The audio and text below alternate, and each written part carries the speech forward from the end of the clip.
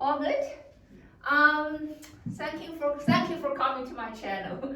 So today we're gonna discuss about pain management. Helping patients to manage pain in the hospital is a really important role for nurses.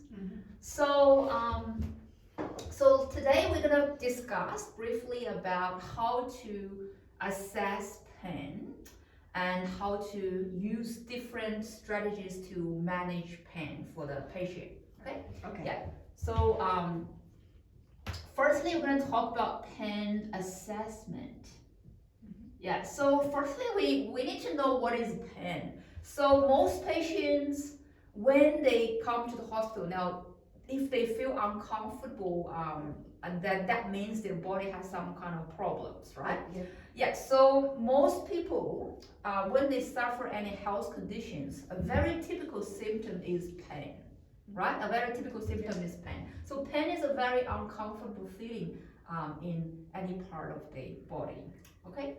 So if patient complain about pain in front of you, now you have to firstly do a zero pain assessment. So pain assessment means you have to assess the pain and to find out what exactly the problem is. And then, depending on the type of pain and then the severity of the pain, then you will decide whether you need to report to RN doctor. Okay? Yeah, so firstly, let's have a look what we need to do when we assess the pain for the patient. Okay? Yeah. So hopefully we still remember what we learned in the last semester, isn't it? Yeah. So we use a guideline. Yeah. We use a guideline to assess pain. So this is called PQRST. Yeah. Do you still remember this? Yes. Yes, PQRST. So this is a guideline that we use to assess the pain. So let's quickly review this. Yep. So if the patient says, "Oh, I have a pain on my shoulder or on my heart, on my chest or on my stomach," like that. So firstly, you ask P. P means provocation. Provocation. Yeah. So that means what factor triggers the pain. Okay. So you ask patient. For example, you can ask patient, what provoke your pain? So what things make you feel this pain? Yeah, the factor that provoke this pain. Yeah, so provocation. Okay. So something trigger. For example, the patient could say, "Whenever I have exercise, I feel pain." Okay. Whenever like I do something, when I move or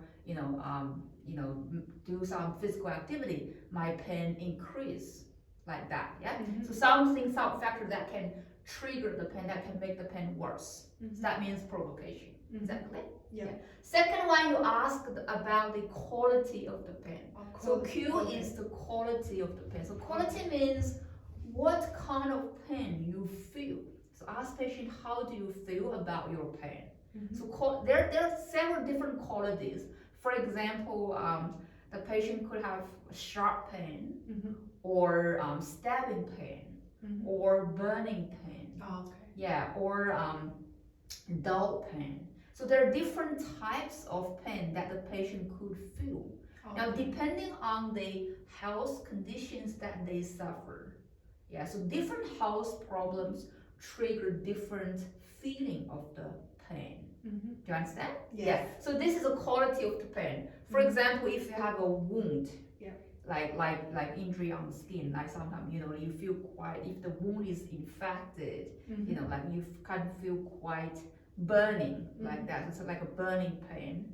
Now if like you have like a heart attack, yeah, the heart attack, like your heart actually is demanding for oxygen and blood, so like that. So you have like very sharp pain, right? If you have a fracture, for example, a bone is broken, then the pain is very sharp as well, right?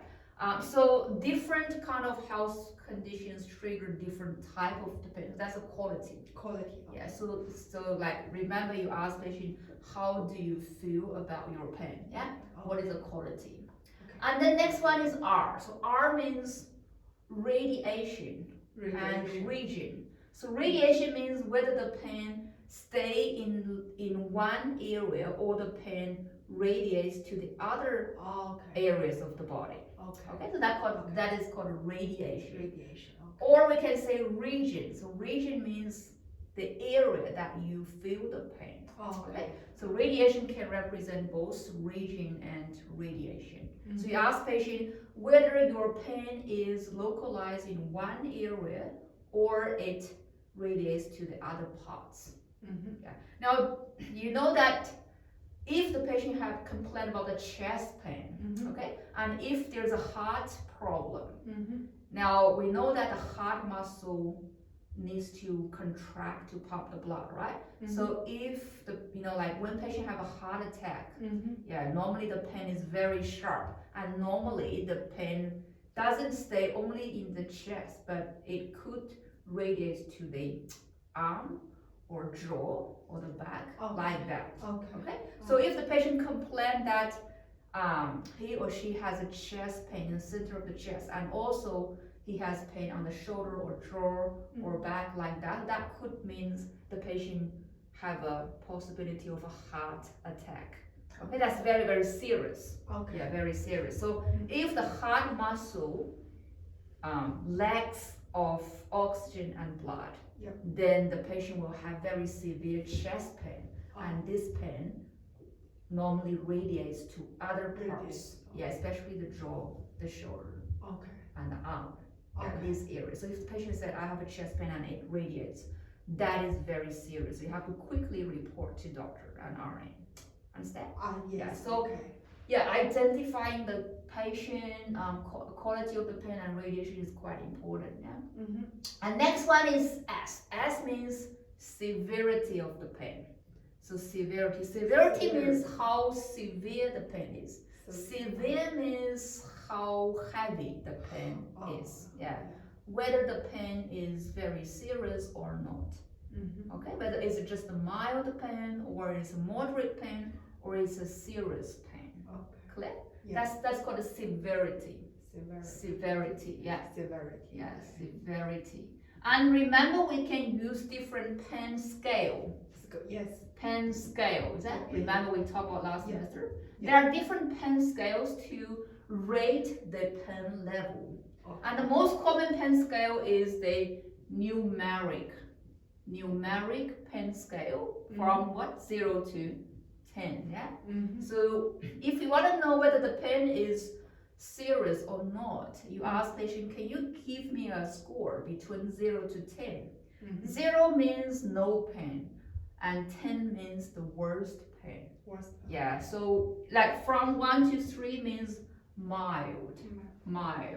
That means the pain is really like less, just a little bit. Now 4 to 6 means moderate.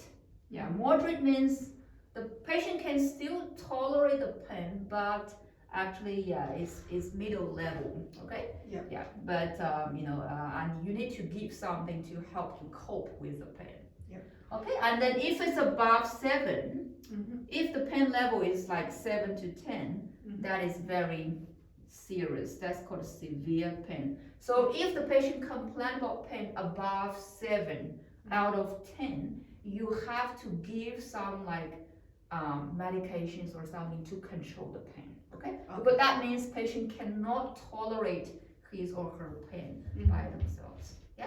Is that clear? All good. So this is the pain assessment.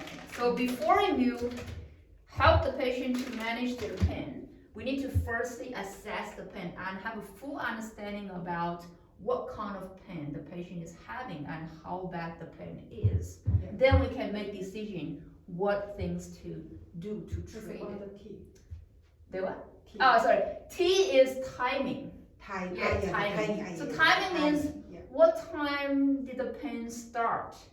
How long the pain lasts? And what time did the pain end? Okay. So ask patient how long time you have been suffering this pain. So patient could say, oh, I have had this pain for 2 hours or half an hour, like that. So if the pain consists, if the pain continues and keep getting worse, then you have to raise alarm and alert the doctor. Okay. Now, if the pain stays the same and doesn't get worse, then maybe that's not a major concern. But if the pain stay there continuously and even increasing with time, you have to really raise the concern. Okay? Yeah. So that's normally, like we said, if there is a heart-related problem, if there is a heart attack, the patient could complain very serious chest pain, and this pain normally increase with time, and continuously stay there, like that. So if the patient could say, "Oh, my pain keep increasing," so you need to give the patient something immediately to treat it. Okay. So again, P means provocation. Q means quality. R means radiation and region. S means severity. T means timing. Okay. So that's a whole pain assessment. Now, second one, after you gain a whole picture about the pain, then next thing is to manage the pain, right? Manage. So how do you manage? Now, there are different solutions we have. Firstly, now if the pain is not that bad, sometimes you have to consider use some options that do not involve medication. Okay, so because we don't want to give patient medication immediately, the reason is that all the medications can have side effects that we talked about. Now, medications contain some chemicals, and that's not good for the health, right? So most medications have side effects.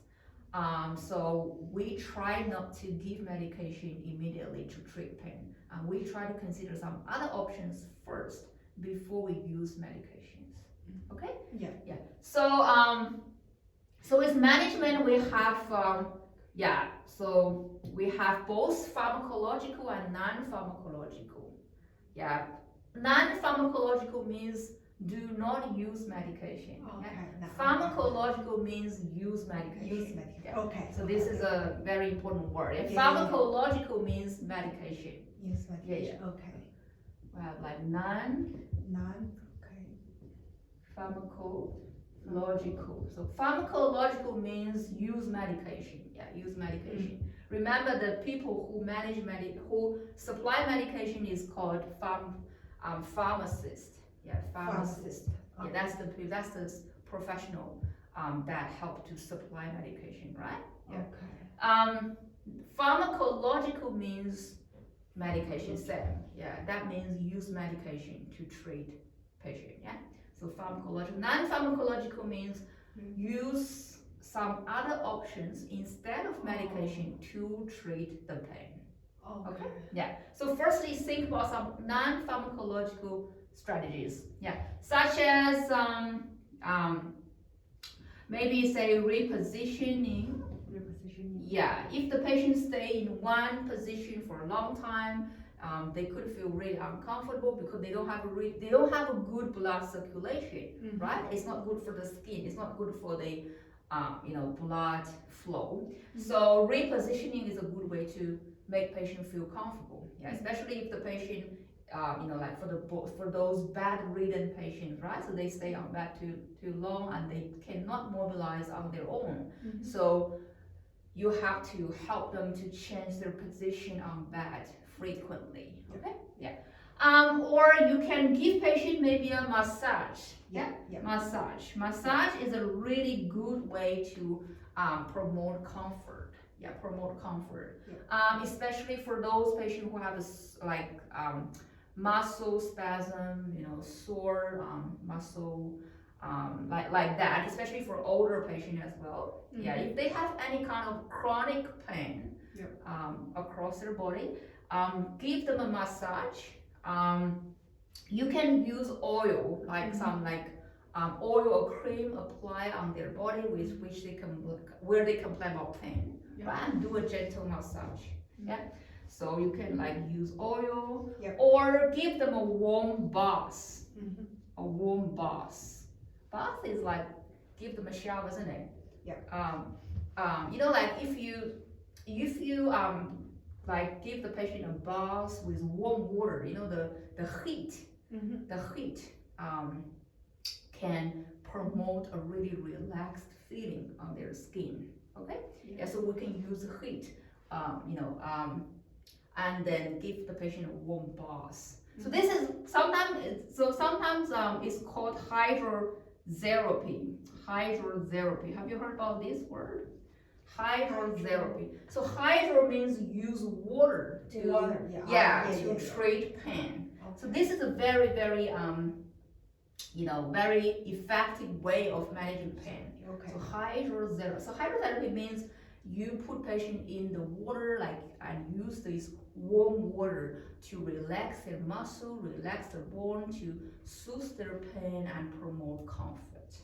Like the heat, the hot water flow around the body and make you really comfortable.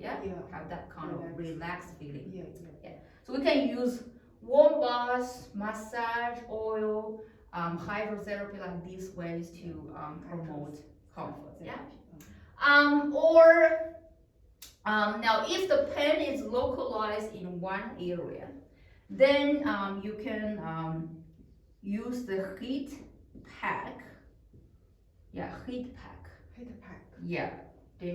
Or cold pack. Okay. So depending on what kind of pain this patient is suffering, you can choose to either use heat pack or cold pack to control the pain. Okay. Now in here, something I wanted to know: when do we use heat? When do we use cold? Because bleeding, no, don't use the heat. That's right. So pain can be divided into chronic pain and acute pain. Okay. So if it's acute pain, normally we use cold pack. But if it's a chronic pain, normally we use heat pack. Understand? Yeah. So for example, what kind of pain is like acute pain? For example, if there is fracture, the broken bone. If there's acute injury. If there's the skin get injured, there's a broken bone or something. If there's an accident and patient is bleeding, right? If the patient is bleeding with a broken bone and the injury is quite injury happens all of a sudden, right? So we normally use cold pack because the cold pack can help to narrow, constrict the blood vessel, then control the bleeding, and then reduce the swelling. Because normally if you have an injury, acute injury, like a fracture or broken bone like that, so there could be a swelling quickly happen on that area, on that injured area, swelling, and there's a bleeding, swelling like that, right? So because of when the blood vessels breaks down, the fluids from the blood vessel will leak out, okay? So cause the swelling, cause the swelling. So use cold pack. The cold temperature can make the blood vessels become narrow. So when the blood vessel become narrow, the fluid won't leak more out, okay? So it will reduce the fluid from leaking from the blood vessel, okay? And then reduce swelling and also control the bleeding, okay? Say for example, if the patient have a nosebleed, you also put a cold pack on that area. Like that, and just give some pressure as well. So that if there's a bleeding, you give pressure. You press it, and then apply cold pack like that. Okay, and to hold the bleeding and also prevent swelling as well. Okay, so that's acute pain. So if there's acute pain, especially related to fracture, if there's a fracture, like a broken bone, we always use cold pack. Cold pack can reduce swelling, and reduce bleeding. Okay, like that. But if there's bleeding, definitely we use compression. Use bandage, give a direct compression over the side, to quickly stop bleeding as well. Now, if the pain is chronic, if chronic means the pain lasts for a long time. Oh. and it's caused by, like normally caused by the muscle soreness of the muscle spasm. Like for example, if you work for long hours, so you feel really tired and your whole body sore, isn't it? Yeah, like if you have a muscle cramp, like muscle cramp, sometimes those cramp can make you feel quite painful. So and some like older people, especially if they quite old in age, they more likely to have chronic back pain, back pain or shoulder pain, like they always feel quite stressed, on their, with their muscle. Understand? Yes. So chronic pain, for example, chronic back pain, like that, chronic back pain. So those pain is normally triggered by the spasm of the muscle. Okay, so if this kind of pain, we can use heat pack to treat. Okay, for example, for like if you have a if for a female patient, if they have a period, like they have a stomach pain, isn't it? So in that case, we can use heat pack to put on that area, right? For older patients, if they have a chronic back pain, they feel very sore of their body, so we can apply the heat pack on their back. To relax their muscle, promote the skin, promote the blood flow to that area. Okay. So heat can help the blood vessels to dilate. Okay. Now we said that cold pack can narrow down the blood vessel, right? Okay. But heat pack can make the blood vessel dilate. Okay. So when the blood vessel is dilated, become widened, there's more blood flow in the blood vessel, isn't it? So more blood. So heat pack can promote the blood flow to that area. So to make the patient feel relaxed. Understand? So normally, if you don't have enough blood flow to this certain area, you're gonna this area cannot receive enough blood, so you're gonna feel painful, right? Yeah, you're gonna feel very tight and spasm like that. Yeah. So we use heat to dilate the blood vessel and to promote more blood to flow to this area. Then when the body tissue and skin get more blood supply, it will, it will make you very, make you feel less pain and more comfortable. Understand? Yeah. So that's heat pack. So understand, most chronic pain, chronic pain is like related to the lack of blood supply to one specific area. So we can use heat pack to promote the blood circulation and then promote comfort. But if there's a swelling or bleeding caused by acute injury, like or fracture, then we use cold pack to reduce the blood flow to that area. Okay? So there are two types. Heat pack, chronic pain, cold pack for acute pain. Okay? Understand, yeah? Yes. How long is it already? 23. Okay, so also there are some other ways to manage pain. For example, distraction. So sometimes if the patient focus on their pain a lot, right? So their mental stress could aggravate the pain as well, right? The mental stress could make them feel more painful. So sometimes we can use distraction to relieve their pain. Distraction, you understand what I mean? This distraction, that means do not let the patient to always think about their pain, right? Yeah, so like try to distract your patient's mind. Yeah, for example, let the patient to listen to the music. Yeah, let the patient to do some activities to try to forget their own pain. Because some patients, if they feel very stressful, very nervous, this negative thoughts can increase their pain as well. All right? Yeah. So use distraction, give them some emotional support, let them to relax their mind. Yeah. Okay. All good.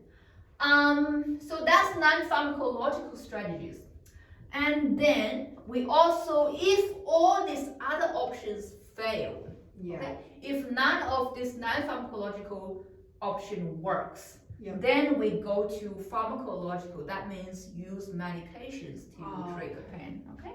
Okay. Yeah. So pharmacological. So pharmacological means Pharmacological. we use medications. Yeah, medications. Okay. So there are some common medications we can use to help the patient to control the pain. So let's have a quick look. For mild pain, if the pain is not too bad, it's just very mild. Mild means light, very light pain. It's only a little bit. If the pain is only a little bit, Yeah. then we can use some mild pain relief medications. For example, Yeah. what are some medications can treat small pain? It's Maybe paracetamol, isn't it? paracetamol. Paracetamol, right? Have you heard about this medications? Maybe. Paracetamol. It's also called Panadol. Panadol. Panadol. This is a very, very common medication we use to treat light pain or mild pain. Okay. Yeah, and you don't need doctor's order. Okay. So for this medication, like if you want to buy paracetamol, you can just buy from supermarket, right? You can just go to pharmacy and get it. You don't need the doctor's prescription. Remember, prescription like have to be Yes. ordered by doctor. So this is called over-the-counter medication. Over the counter. Over the counter means the medication Okay. can be easily, accessed from supermarket or pharmacy without a doctor's prescription. Okay. Yeah. Or some other medications. For example, have you heard about ibuprofen? Ibuprofen. Ibuprofen. Okay. Yeah. Or I know, called yeah. Nurofen. Yeah. Nurofen, yeah. Nurofen. Yeah. So this is another very common pain relief medication for mild pain. All right. Again, this one you can just easily buy from Yes. pharmacy. Yeah. Okay. Okay. So ibuprofen or even aspirin. You know about aspirin? Yes. Yeah, aspirin is also like a medication. So aspirin can be used to treat like light headache or light, pain triggered by inflammation. So if there's like inflammation, like in your body, then you can feel very sore, muscle like that, right? So your body feels a bit unwell. And you could have like some fever. Sometimes when your body has like inflammation, you could have like high temperature as well. So aspirin can help you to also to treat some fever, to manage the inflammation related pain like that. Yeah, to reduce the fever and to promote comfort like that. And paracetamol as well. Sometimes if you have a fever, even if your temperature is high, take some paracetamol, can drop down the temperature like that, make you feel better. And it can also help you to sleep better as well. Okay. Yeah, so if you have a pain and headache, you cannot sleep properly, then you can take paracetamol, like just to have a better sleep quality. Yeah. So these are the common mild pain relief medications. Mild pain relief. Just some examples. Now, if the pain is like more serious, right? Yeah. If the pain is severe. So for severe pain, now you need to choose some medications that are stronger, isn't it? The stronger medications. Yeah, to cope with the high level of pain. So for example, a very, very common medication that the nurses provide to the patient in hospital is called, have you heard about this? Is called oxycodone. Oxycodone. Another name is Indone. You have heard this? Indone. Yeah. Yes. Now oxycodone has different types, and Indone is one very common type that is used Oh. to treat strong pain Oh. for the patient. Yeah. So if the patient says my pain is 8 out of 10, so we know that Yeah. that means high, very High. bad pain. So you could consider give some oxycodone, like Indone, Mhm. to quickly reduce the pain. So this is a strong pain relief. Strong pain relief, yeah? Yeah. Also you could give like morphine. Have you heard about morphine? Yes. Yeah, morphine. Morphine is Mhm. another very commonly used strong pain relief. Mhm. Yeah, another very commonly used strong pain relief. Mhm. But morphine is normally not given through the mouth. It's normally given through the injection. Oh, okay. Okay. So morphine is given through injection, okay? Okay. Yeah, or IV like that. Mhm. Okay, so you inject morphine into the, like give injection, and it can quickly be absorbed and take effect quickly as well. So morphine is a commonly used strong pain relief. Okay, and there's another one called Mhm. codeine. Codeine. Yeah. Codeine. Codeine. So codeine is also a strong pain relief medication. Very strong pain relief medications. Yeah. Mhm. Now, because these medications are quite strong and they can cause risk of addiction. Understand? Because like if the patient takes these medications Yeah. frequently, Yeah. they can become addicted to the medication. Addiction. Addiction. Addiction means you start to rely on the medication, Oh, right? yeah, If you yeah. don't have it, you don't feel well. Yeah. Okay? Yeah. That's called addiction, yeah? Addiction. Okay. Addiction. So you don't want any addiction, okay? So you cannot keep giving your patient medications because they can become addicted to it. So these medications, these strong medications, because they can trigger addiction, so we have to strictly control them. Okay, so these medications, they are they are called as 8 medications, Schedule 8 medications. Okay. Yeah, so they have to be strictly locked in a locker, in a double locking cabinet. Okay, Yeah. and remember, only RN has a key to open that locker. Okay, yeah, because the reason why we lock it is because these medications can cause addiction. So we don't want to overdose our patient. We don't want to give them too frequently. That's why we have to lock them in the cabinet, and only RN hold the key. The key is normally red, okay? It's a red key. Yeah. So only RN hold that red key to open that locker. Yeah. Okay? Yeah. So these are some common strong pain relief medications. Belong to S8. It's called S8 medication. S8 medication. Another example is the fentanyl. Fentanyl. Yeah, fentanyl. Have you heard about this? No. Fentanyl. Fentanyl. So fentanyl is also another example of the strong pain relief. Fentanyl is also given through injection. Injection. Yeah, Okay. it's also like injection. Yeah. Okay. Okay, so either morphine or fentanyl, they both give as injection. Yeah. But nowadays, fentanyl is more preferred than morphine. Fentanyl is more preferred than morphine to be used because they can trigger less side effects.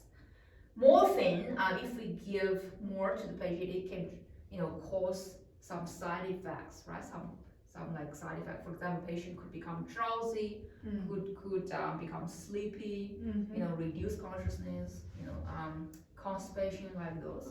So we don't want to overdose these medications. Yeah. We don't want to overdose patients with these strong medications because it could cause side effects, some side effects, and can also make the patient become addicted to it.